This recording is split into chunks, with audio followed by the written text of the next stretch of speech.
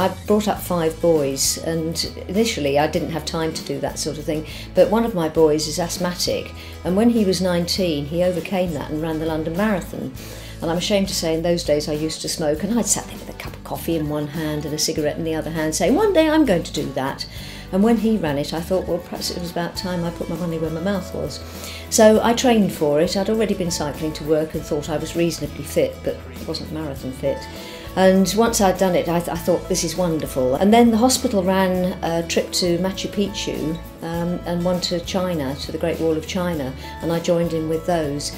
And it was lovely. I mean, people were so supportive and so helpful through the training, and it was lovely to be able to see, you know, what they were buying with the stuff. The hospital is very, very good that they buy, you know, the equipment, most of the equipment that they need, but there's always something more that they can do to improve services. So it was lovely to be able to do something that I enjoyed and do some good for the hospital as well. I took on Kilimanjaro last year, which was really quite testing, and that was for the hospital, but it wasn't a hospital group, and I was really quite anxious about that, about, you know, going on my own and meeting new people. I wasn't sure who I'd be in a tent with.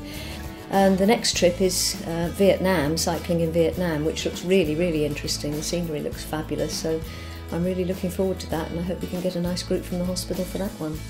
I've managed child health and maternity services for a while, and I raised some money for child health before I was actually managing the service, and they bought some saturation monitors for some of the seriously ill children in the community, and they're really, really valuable, a real reassurance to the parents.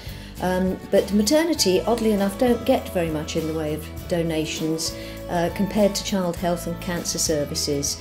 They get lots of boxes of chocolates and an awful lot of thanks, but actually they need an awful lot of money. It's a very high-tech service for some of the more high-risk mothers, and because we're the high-risk maternity service for the whole of East Dorset, we really need to make sure that we've got the very best and latest equipment to provide an excellent service for all our mums.